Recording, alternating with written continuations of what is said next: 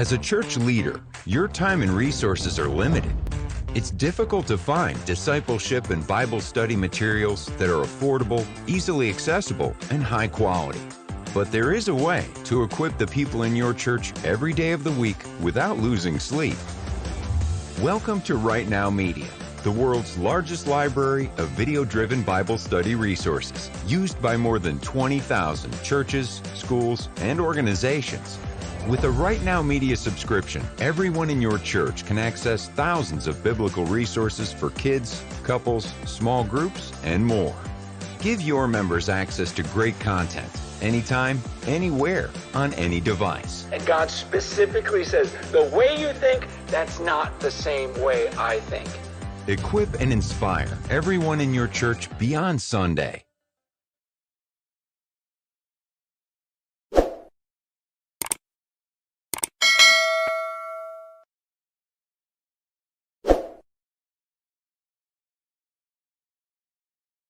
Hello, everybody. Thank you so much for joining me in Solomon's Temple. My name is Solomon Shams.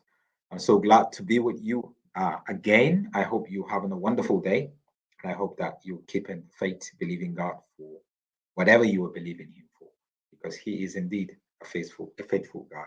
Thank you so much for joining me. If you're here for the very first time, thank you. I appreciate you. Here we engage, we bring out issues, and we talk about it. We do not need to agree. That I can assure you. But we do need to respect each other. So please don't forget, if you want to visit the comment section, put on your comment regarding what we're going to talk about or whatever sort of view that you have. Also engage other people, because we're all here to learn from each other. Thank you, everybody. I see quite a lot of people here already. Helen, Helping Hands. Good evening, my dear Honorable Uncle. So good to have you here. Pilgrim from Nairobi, Kenya. Yes, he's saying present indeed. Thank you, Sakani. You were here. Thank you, Adekunle, Akinyemi. Great to have you here. Choni, again, you're here as usual. Ebun, you're here also as usual. Nice to see all of you guys. Tembi said, she's saying, Saubo na Malume. She's in the UK, but she's still throwing some Zulu at me. You know, once you're a Zulu, you're always a Zulu, wherever you go to. Thank you, Victoria. Victoria from the UK, also appreciate you. All the way from Maputo in Mozambique. Joshua, awesome. Thank you, Evelyn. You're always the first from Switzerland. Always great having you here. Sharifa from Germany. Pearl from Canada. Hugh from the UK. Awesome. Tanzania, we have Yolanda. Rodney from Ekapa, Cape Town, that is. Olatusi from England, close to the Queen. Joy is out in the UK. Mama J, as usual, always great to have you here. Awesome. So I want to quickly just give you some sort of, this is a continuing story, because I had spoken about this prophet a couple of months ago, I think about 2-3 months ago, how he operated. He's a single person, so he's not married, he's unmarried. But he has an assistant pastor who's female, who he uses sexually, right? And then there's a girl that he used sexually, took away her virginity and tried to actually shut her up, did a whole lot of stuff with her. She had to go get rid of the baby that she was carrying, give her something to drink, rather. Yeah, he gave her something to drink, very complicated. Because she was just faithfully, innocently serving him, a church member. Even her mother actually was supportive of her getting involved and helping, not knowing that he is taking advantage of young, vulnerable girls, and he was arrested, and he somehow he was released after 2 days, and probably he paid his way, because police are corrupt. And nothing came out of that. So it's a bit of a worrying situation. So this morning, I got a call around 6:30, but I never, I think it was a bit too early for me. I wanted to just spend time with my family. Later on, I reached out to the person, and the person had actually sent me messages on social media. And I'm going to share with you a video, and I'm also going to share with you photos of what this prophet called Prophet Kazito Amadi. That's his name, Prophet Kazito Amadi. He is Nigerian, but he is based out in Johannesburg. He operates from Hillbrow in Johannesburg. He has a church, he calls it, called Discipleship Christian Center. I don't know what they disciple there, because this guy has destroyed the lives of a lot of girls, a lot of young girls, keep hopping around.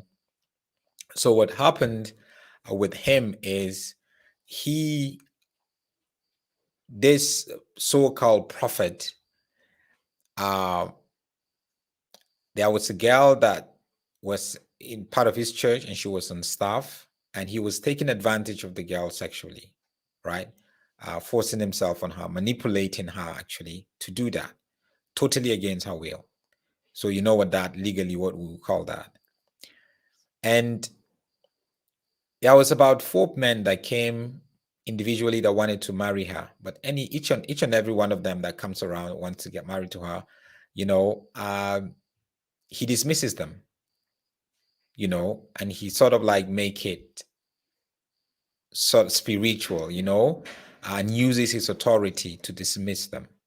And there was one particular guy who was a church member there for about 8 years, who is also Nigerian. He's actually from the same state with the same prophet, Imo State, but they're all based here in Johannesburg. He had wanted to have a relationship with the girl, not just a relationship, wanted to marry the girl who is like a staff in the church. But this prophet totally told him no. He did everything possible. The girl agreed, the mother agreed, but the prophet kept saying, no, I'm never going to let you know. I'm never going to let you get married to her. So he was using his authority. Remember, the prophet is also a single prophet. Unknown to this gentleman, the prophet has been taking advantage of the girl sexually. So he didn't want to let go, because he had her there where he satisfies himself sexually anytime he wants. And the girl she was 19 or so, very naive, because the first time she actually had, intercourse was with this man who manipulated her, in the name of being her spiritual leader, her spiritual guidance. So known to this gentleman, this is what the prophet wanted to totally frustrate him. So he actually said, if that's the case, I'm leaving the church. So he left the church. And when he left the church, he still continued the relationship with the girl. And this prophet now started harassing him and intimidating him to leave the girl alone. Leave the girl alone, leave the girl alone, leave the girl alone. Which for him, it was, I left your church. You didn't want to endorse the fact that I should marry her. I left the church. I'm still in a relationship with her now. Her family is aware of it. Why are you harassing me? Why are you still coming after me? Because remember, if you followed the story, if you go check out about 2-3 months ago when I interviewed the girl here, he was using her. So he has girls that he uses to satisfy himself, maybe 2-3 of them. And she was just one that was just there anytime. There's just a lot of spiritual sort of bondage or chains that he held her with. And remember, she was a novice. She was like, I think 19 and never had any sort of sexual experience before until he forced himself on her. And then continually did that. Her mother called me. They went to the police station, opened a case, he was arrested, and somehow the case disappeared. So obviously he used money. So now, this week, this gentleman who has been, wooing this girl to marry her, went to a shopping mall in South Africa here in the north of Johannesburg, with the girl. So he went to an ATM, getting some money, and the girl was there because they went together. Maybe they're going shopping or going to eat. Somehow, the prophet figured out where he was with the girl, and he now came after him at the shopping mall, right? And just when he was withdrawing money from an ATM, someone touched him from behind. He turned around, and the prophet gave him a headbutt. Just use his head and hit him in his face. I'm going to show you a photo of his face. But first, I'm going to show you what happened after he turned around and the prophet now hit him. This is what happened. I'm going to play you this video. It's a very short video. And this video was taken by the girl who was also there. Sorry, not this. I'm going to show you that. That's the face. This is the, yeah. Let me just take this off.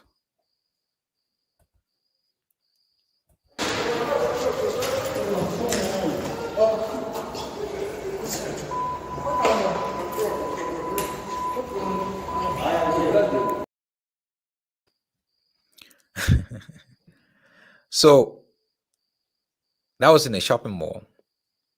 The two of them fighting. After the so-called prophet came and tapped him from behind, he was getting money from the ATM machine. He turned around, he gave him a headbutt, and they started fighting. Let me show it from this angle.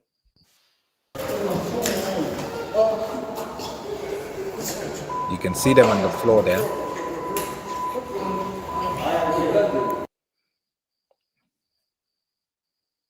You can see them clearly there on the floor. Yeah, you can see the shot. You can see people around watching.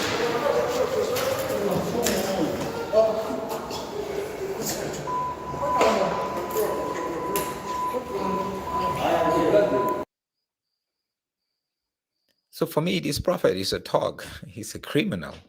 Let me show it. Let me show you. Let me play this.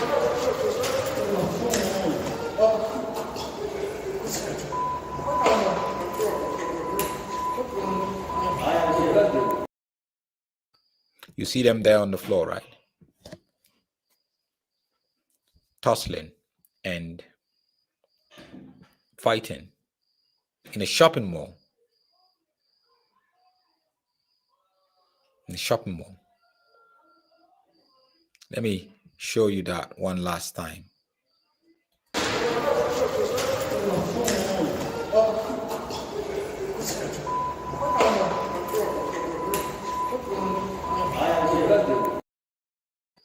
The prophet is the one behind, holding him, holding his neck. If you look at it very well, I'll play it again. So the prophet is the one behind.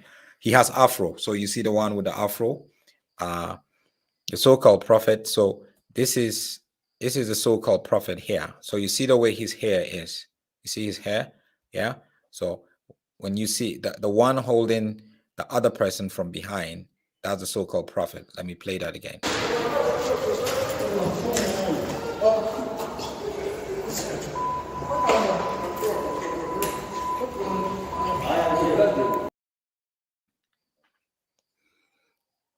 In a shopping mall.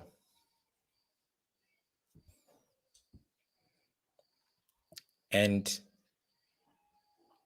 from the headbutt that he gave him, the way he used his head to hit his face, this is what happened to the gentleman. You can see his nose and you can see his mouth. These are pictures from the same scene. The security and people had to come split them up. Over a woman that the prophet has been taken advantage of, and this gentleman having a relationship with her. And by the way, like I said, both of them are Igbo boys. They're both from Imo State. in Nigeria. So you can see the pain that the prophet afflicted on him, because he was taken by surprise. You're an ATM machine, somebody tap you from behind, you turn around, boom. And then a fight started. He called himself a prophet, criminal. This is another shot of what he did to him. You can see it.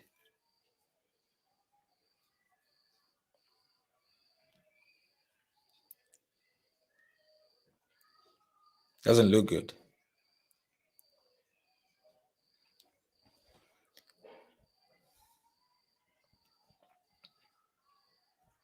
And you see, he went to the police. This gentleman went to the police and opened the case. So he was arrested on Friday. And so currently, right now, he's in the police cell and he's appearing in court tomorrow. And whilst he was in court, while he's in prison, he actually sent people to threaten this gentleman. If you know the members of Aye, which is like a cult, a gang, the Black Axe, who terrorizes people. You just pay them. So he paid them 3,000 Rand, from what I heard, to go and force this gentleman, to drop the case.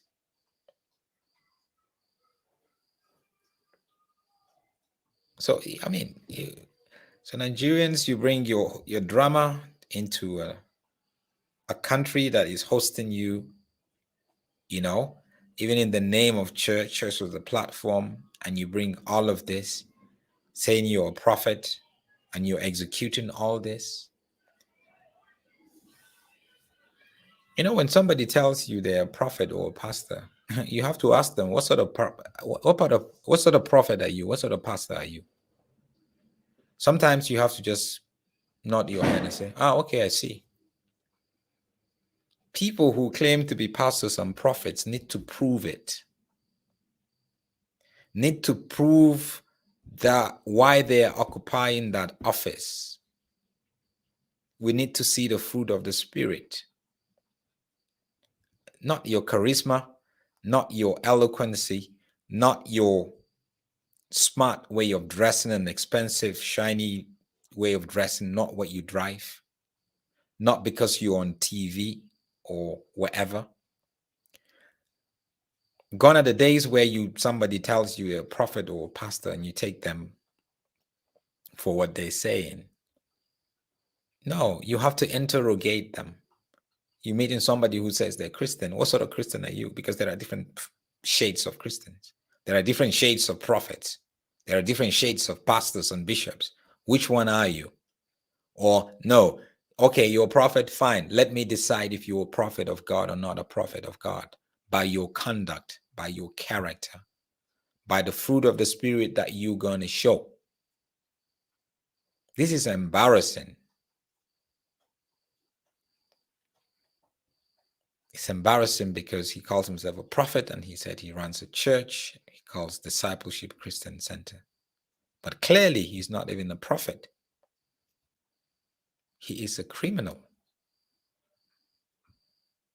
Just using a church and the title of a prophet as a facade to take advantage of young girls, to harass people, to intimidate people if you don't have your way.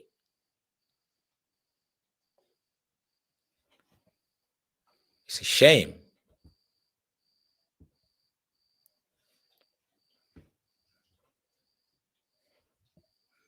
Tabitha says, I remember this story. You interviewed the lady involved earlier this year, not a prophet, but a talk. You have nothing to show for. Simple.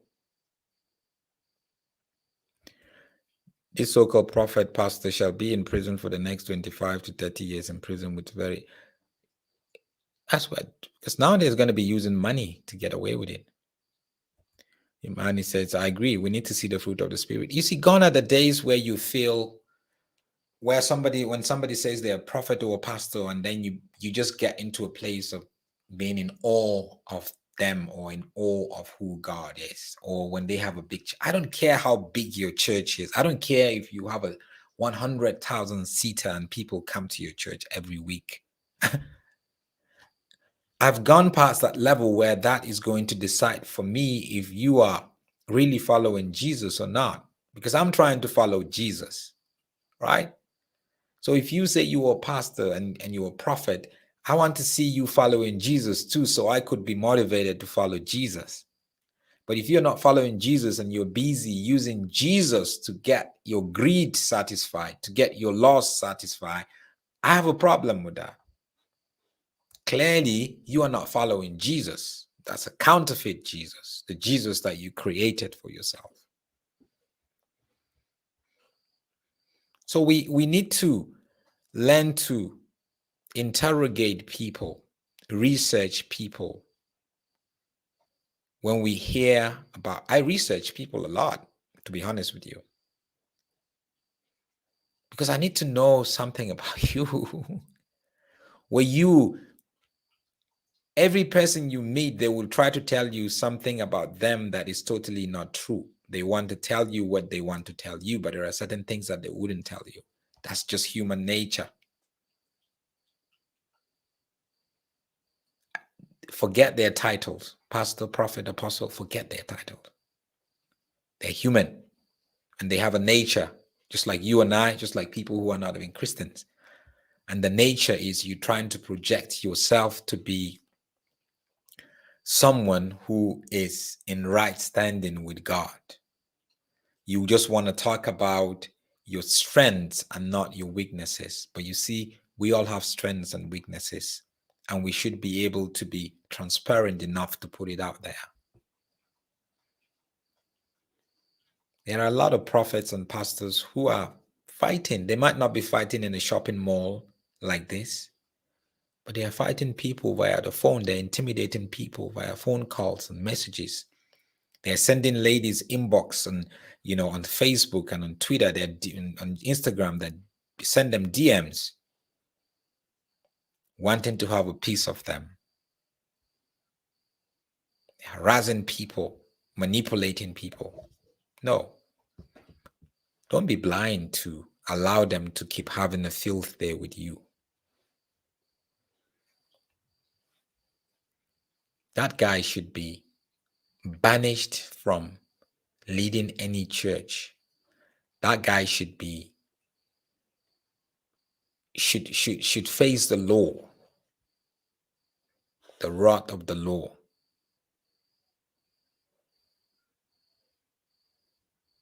They just go around harassing young girls and putting fear in them. And these young girls, they don't know any better, to be honest with you, a lot of them.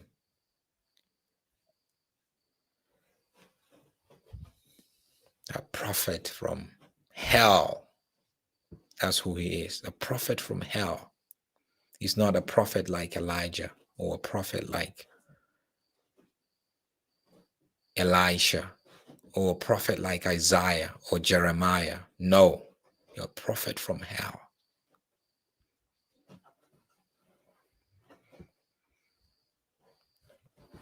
There's quite a lot of comments here that I cannot even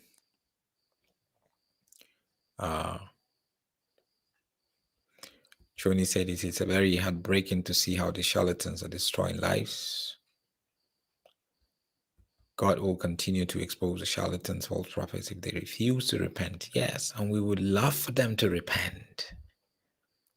It will be a thing of a joy if you hear a charlatan.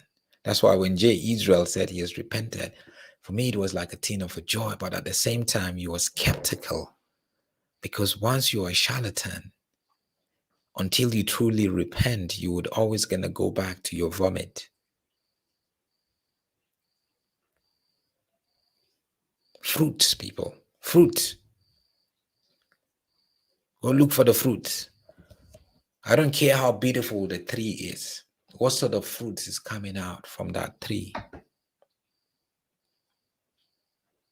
If it's a mango, is it producing mango or is it producing other fruits? Fruits. Fruits. That's what Jesus did. kept his eye on the fruits.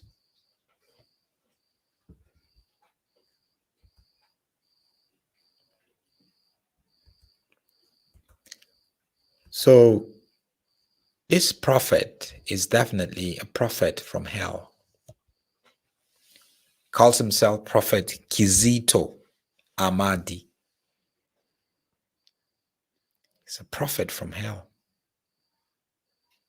And such prophets do not deserve any accolades, do not deserve any positional title.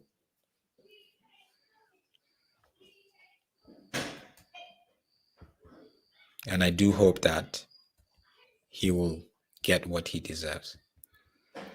Thank you guys for joining me. May the Lord bless you and keep you. Please make sure you subscribe to the YouTube channel and please share the video, like the video. Appreciate each and every one of you. Have a wonderful, wonderful day and God bless. Masinya Attorneys Incorporated, a boutique commercial and taxation law firm in Midrand, Johannesburg, South Africa. Strategic lawyers on point with more than 20 years of practice experience. We are professional, capable, and qualified.